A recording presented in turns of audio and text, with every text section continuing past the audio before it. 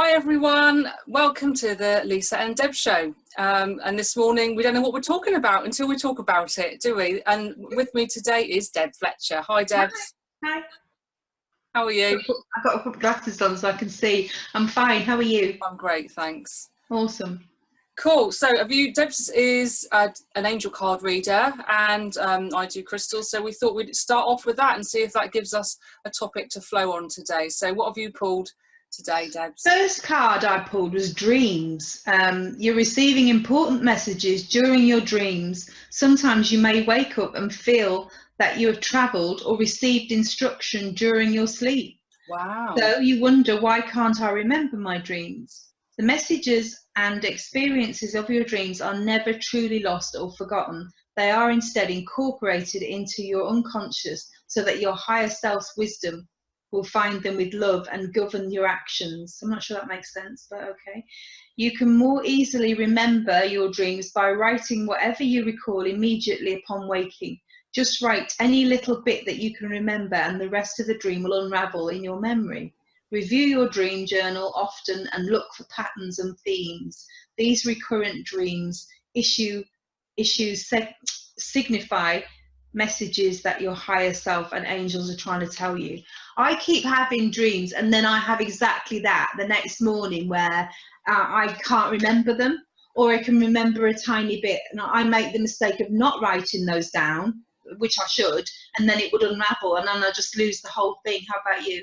Yeah, I have all sorts of weird and wacky dreams, and some of them, like if you wake up in the middle of one, you remember it more, don't you? And then sometimes you wake up still with the emotion of the dream, but often can't quite remember the nitty gritty of it. And mine are really weird, bizarre dreams. So it's definitely, I think I'm definitely linking into something at source or my higher self, and I think it is an expression of your subconscious. So the fact that I think your subconscious is expressing and then feeding back to itself almost to work on the next day. It's almost like a dump valve, I think.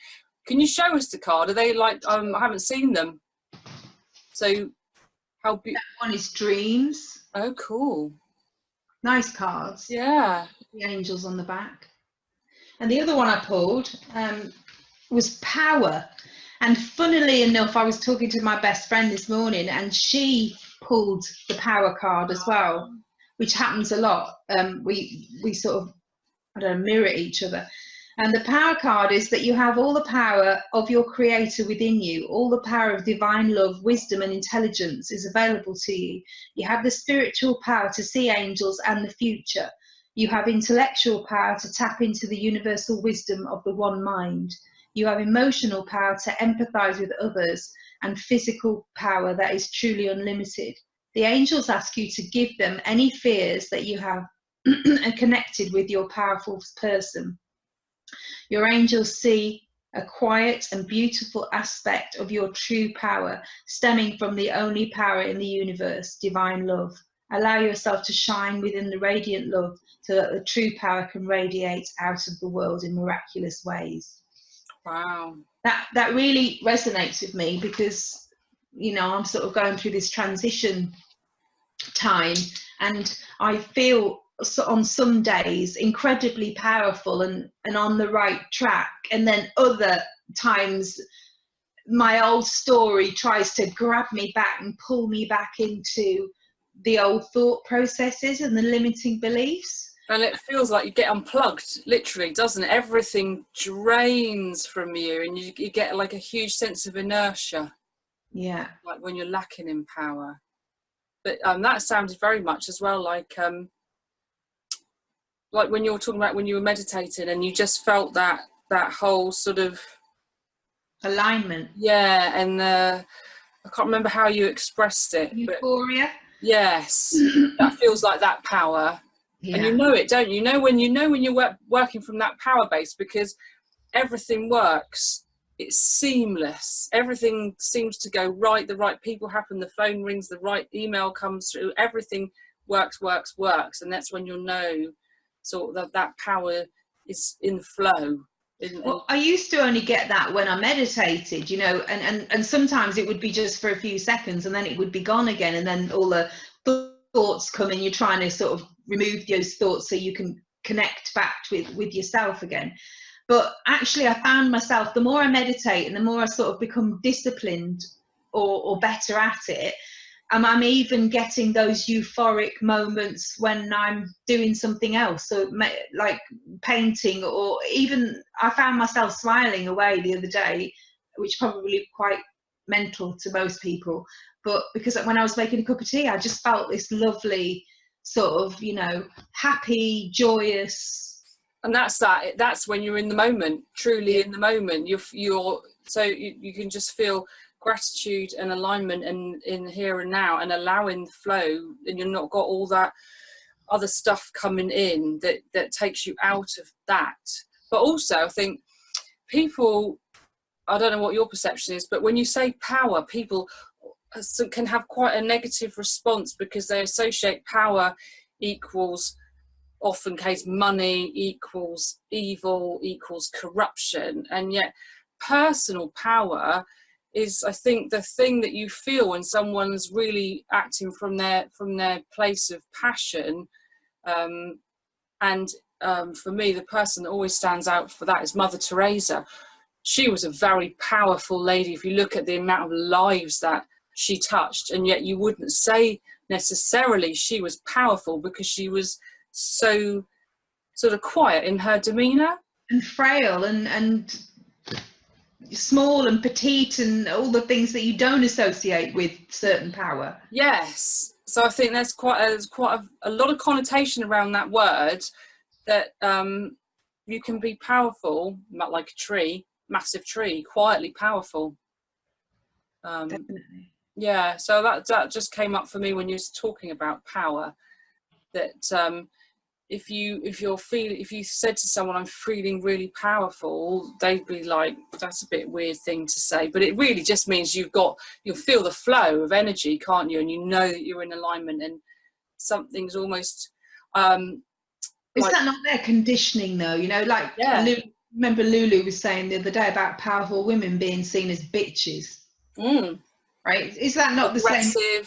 Yeah, exactly. If men are aggressive, it's called assertive. If a woman is aggressive, assertive, it's called aggressive. So it's that sort of double-edged sword, isn't it? If you're using your power, then you're seen as a certain type of person. And to me, power is a positive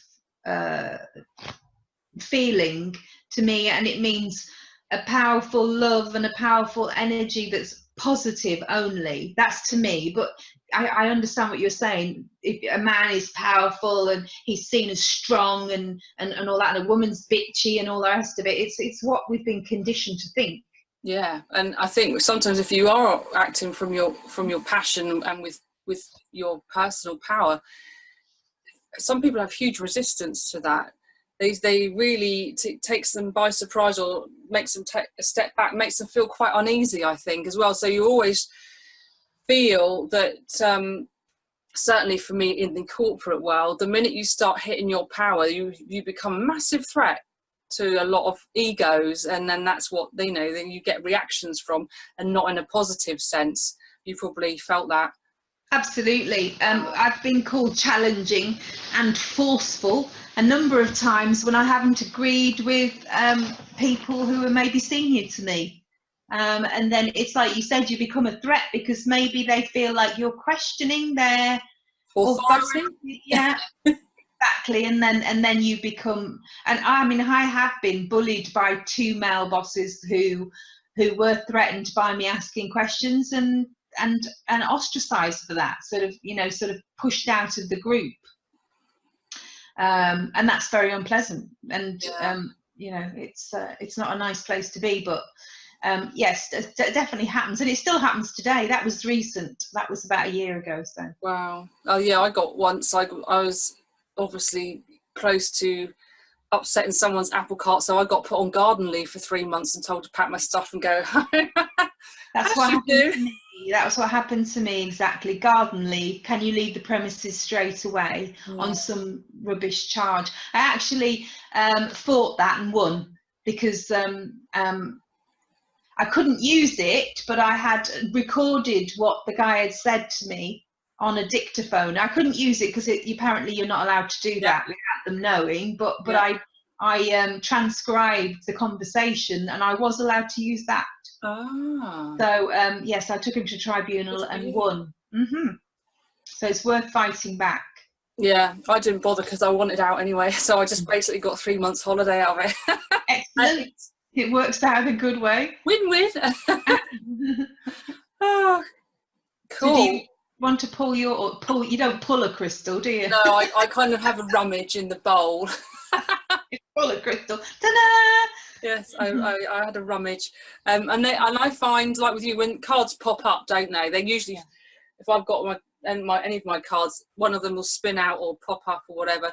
And crystals tend to stick to you if they want some attention. If you put your fingers in, I've got a bowl that they're in, and then one of them will feel a bit more stickier than the other one. So the one today was Aquamarine. Beautiful. Which is a lovely, lovely shade of pale blue. And actually, I was looking at this crystal over the weekend. I wanted to find some to make some jewelry out of it. So obviously it found me this morning from my bowl. It's to do with the throat chakra. Okay. And as you know, I have thyroid issues. So I was looking, I won't be using this piece, but I want to make something to actually wear around, like a choker length probably, to keep it close to that. So that was probably why it actually came to me and said, look, you do have some, but I won't be using that. It's a bit massive. And Aquamarine, as a crystal, it helps anything with the throat, so healing the throat, and it attracts abundance as well, which is a good stone to have. I need a big shed load of them. I'll send you some up, and then I looked up some of the other qualities because they kind of, I can't remember them all. My memory's too rubbish. Hang on, lost a page now.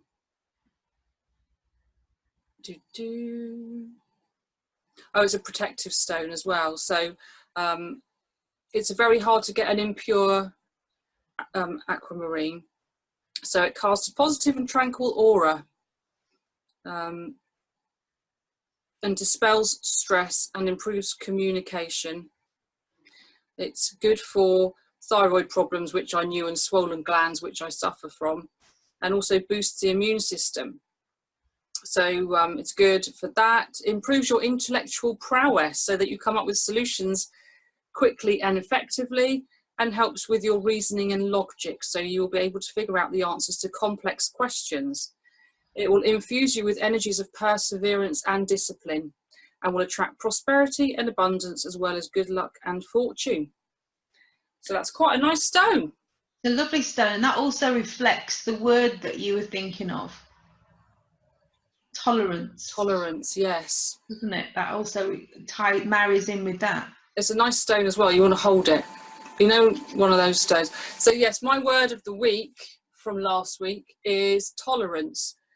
I had a relative staying with me, and as usual, people have both sort of ways that they live their life, and then you have to merge those for the week that you're together. And tolerance, I think, is a good word. And when I was thinking about that word, what I realised during that week is when both sets of people are being tolerant, can be quite draining. Takes a lot of energy to, I would say, when you like me, I live very much in my own groove. So I don't do a lot of things that I don't want. So then when you taken out of that groove and say consistently try and stay heart-centered and live with tolerance for someone else's, I'd say, habits and ways of doing things and expectations and all of those other things, it can be quite wearing. So after that week, I needed to take a couple of days to get my energy back, to allow myself to get back into my groove and sort of come back to me. So I felt slightly pulled out of alignment and slightly worn out. So that was my word of the week, tolerance. And the feeling of that was, if you have to tolerate something for too long, it can really, I think, would really start to affect your physical health, because you're getting drained both. That was going to be my next question. How long before you would have gone nuts? You just lost it and just, Oh, probably quite a while. I am quite a tolerant person, and I'm very good at kind of staying in the here and now and allowing, but that takes more energy. So I probably would go downhill. Probably it's more like an exponential curve, isn't it? So that it suddenly deteriorates very quickly after a certain point. I, however, am not tolerant to a certain degree, but after a while I probably would have got to a stage where that would have triggered me being tolerant of another person's limitations. Yeah, I think it's always a trade-off, isn't it, of how long you've got to put up with it for, to when they're going, and what it takes from you. And it wasn't anything huge. There weren't any boundary issues being crossed, because I don't tolerate that from the beginning. It's more just the merging of two ways of going about things in the day. So my routines, not that I have one, that's the thing, I don't have a routine that's interrupted. Someone's trying to put a routine on me and I don't have one. So that's my biggest thing, is eat at this time, eat at that time, and I do everything as I feel like it. So that pulls me out of my spontaneity. Your freedom. Yes. So how long that could have gone on, only the universe knows. Didn't see fit to challenge me this time. Not sure I could have done that for a whole week. Oh, it was 5 days. I did for a couple of days. Oh, was it? And you counted. What was your word this week? My word was intuition. It's one of them words that have repelled me in my life, when people say, go with your gut, listen to your intuition. And I think the reason that it aggravated me at the time was because I wasn't listening to my intuition. And so somebody reminding me of that was almost holding up a mirror to say, you knew. And what was your resistance? To the word? Because I knew that what I'd done, well, it's not just on one occasion, I knew what I'd done on several occasions where I should have gone with my gut, should have gone with my intuition. My intuition was saying, wrong situation, wrong job, wrong person, whatever it was.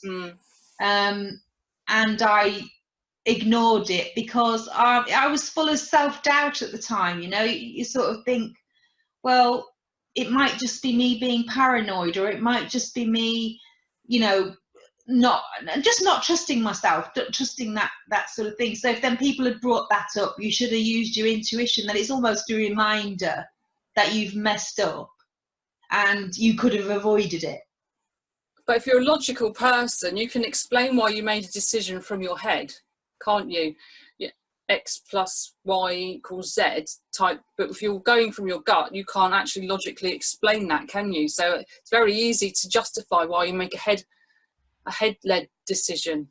Yeah, absolutely. But I think what I've learned is that even though you sort of see those as mistakes that you could have avoided, if those mistakes hadn't been made, for example, then I wouldn't be where I am now. I wouldn't be in the alignment that I am now, and I wouldn't be as happy with myself. I also wouldn't know what I don't want. Yeah, exactly. That's a good one. So when I think about my previous relationship which failed, I try not to think about it. Actually, I shouldn't have said that, but it didn't work.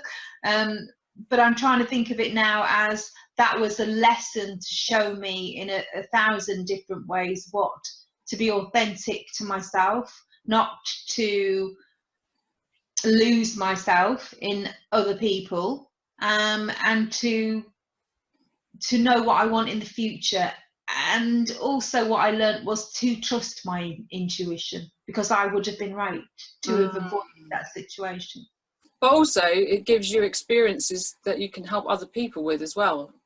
Exactly. And that's quite a good thing. Yes. If we'd all led amazingly fantastic, perfect lives, would be of no use to anybody. Very true. It's why we wrote our books, isn't it? Both of us. Yeah.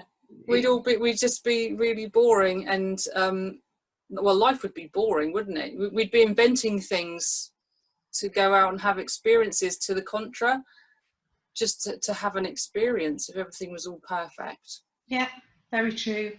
And without the contrast and light and dark and whatever. Yeah, that's my excuse why I've cocked up so many times. And mine too, and I'm sticking to it. But now I'm using that experience to help other people like you are, and I think that then it wasn't wasted, was it? It was just really crappy at the time. But you're probably like me though as well, that I couldn't ever learn through someone else's experience. I always wanted that experience for myself, good or bad. You can't. What's the saying? You do what I do, not as I say. No, it's the other way around, isn't it? Do what I say, not as I do. My mum used to say that to me. That's if someone's saying something and doing something else. That's right. But that they're sort of not wanting to live vicariously through someone else. I think the word's just stubborn. Yeah, it's true. Yeah, I'm going to carry on and do this even though you've told me, it's not going to work or whatever. Because you never know. I think the times that people do go against the grain, or the people that step out of everyone else's comfort zone, or the people that take a risk, even though it all looks like it wouldn't work, sometimes you have those breakthroughs, don't you? The most incredible inventions are made through those times. So I think I'd much rather be at the leading edge of stupidity, borderlining with inventiveness. Well, that's one way of looking at it. Yeah. That's my positive take on it. Absolutely. Rather than following on with the crowd. I don't want to be a sheep. Would you like to be a sheep? No, not at all. Black sheep. But I'm already a black sheep, so that's fine. I like it. Yes. So what's the week ahead got for you? It's quite quiet this week. Next week's busy, but this week's quite quiet. So I'm going to use that as reflective time to stay aligned for longer. So I'm getting stages where I'm in alignment. I'm feeling powerful. Using that word again. Feeling powerful and happy and joyful and all and good vibrations. But then I slip. So for me, it's about training myself to not let the world help me slip. The news, I'm trying to sort of block out the negativity, because that sort of pulls me back. Yeah, I don't watch the news at all. But it seeps in. I don't either, but I get my phone pop up with some bullshit story or like LinkedIn. LinkedIn does a thing called a rundown, a weekly rundown. Yeah. The most depressing, it's a daily rundown. It's the most depressing news I've ever heard in my life. And there's not one good, there's a cat up a tree story at the end of it to balance it out. It's all doom and gloom and virgins going under and, like Richard Branson, or they're running at a loss and people aren't happy at work and, Yeah. I don't even have, I'm on it, but I don't even have notifications for it. Okay. So I go on it when I feel like it, but I don't look at that bit. I'm going to turn them off because I'm a very charitable, sweet person, but I get really annoyed every morning when I've got about 74 notifications to say happy birthday to someone I've never met on LinkedIn. I don't want to say happy birthday to them. I don't know them. Or congratulate them for staying in the job for so long. No, I'll be commiserating with you. What are you doing there? Get a life. What are you doing this week then, Lisa? What's on this the cards? Coming week, I'm going to sneeze. Oh, you know that one where it comes and it doesn't? Yes, really annoying. Okay, so I'm back to normal, back in my zone after my visitor. I had a really good relaxing weekend. I did something actually to help me connect, which actually would be linked to that, because this is a water stone. This is also the stone of Pisces, and there's a new moon started in Pisces as well, so that's very relevant to that. I normally have showers, and I love a bath, but I don't like having a quick bath. I like to have a bath. So I actually made the point this weekend of having a bath, and for Mother's Day, Tris had bought me some lovely bath salts with like essential oils and chamomile leaves in, and Alex had bought me a bottle of Prosecco with glasses and truffles. So I lit the candles, I had the salts in the bath, and I had a glass of Prosecco, and I put my whale music on. So I just went in there and completely reconnected back to my inner mermaid, I would say, and got back into my, because water's definitely one of my stronger elements. So that was lovely. And then I spent the rest of that day sitting in front of the fire reading, and it wasn't personal development reading, it was complete fiction, just switched off reading, and it was snowing outside, so it felt like a real, like you just get a couple of hours of pure disconnection and relaxation. So that was really good. So I feel reconnected with that element. So going forward this week, I will probably try and stay connected to that. So you mean you want to drink Prosecco, eat chocolates, and stay in the bath all week? Me too. What's wrong with that? Nothing. So yeah, no, I'll stay. I'll probably have this crystal with me for the rest of the week, and then I will. I'm gonna have another go at meditating. I downloaded that app that you said, and also Deepak and Oprah have just started I think it's a 21-day meditation type challenge. Not a challenge. I hate the word challenge. It isn't. It's just like a series. Right. Okay. The minute you say challenge, my ego goes, I'm not doing that. Yeah. I know. I'm not playing. I'm not doing anything that's a challenge. I only do things that feel light, and challenge doesn't feel light to me. Yeah. So what is this available on YouTube or? I'll send you the link. You sign up for it, and they've got an app. So Deepak Oprah. Yeah. Deepak Chopra and Oprah. Yeah, I know, but Deepak Oprah rather than Deepak Chopra. Yes. Yes. Easy. Yes.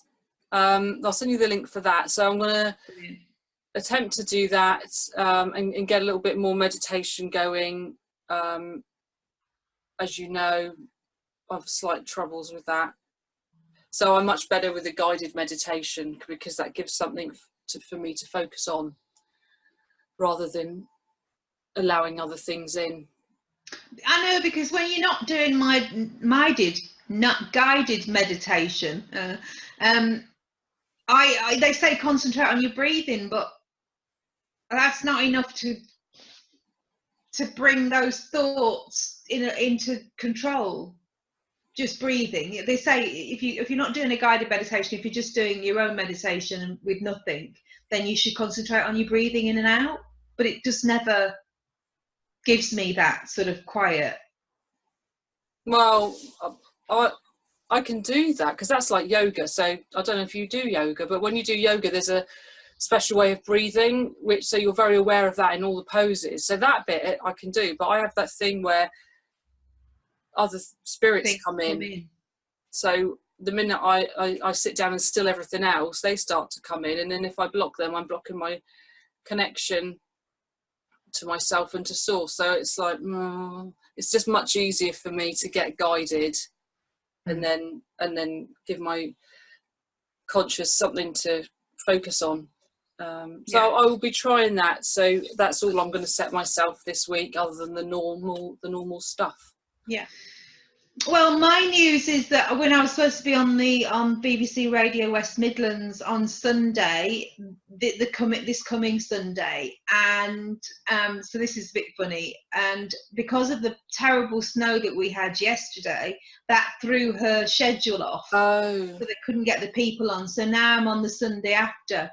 What date is the Sunday after? April Fool's Day. Yes. I kind of think that's funny. Because people always see April Fool's Day and that there's someone pulling a joke on you. But if I didn't know I was actually speaking to this woman, this famous woman, then I perhaps would be doubting it and thinking, someone's pulling my leg. But no, I mean, I know it's legit. It just happens it to be that Sunday, which is quite funny.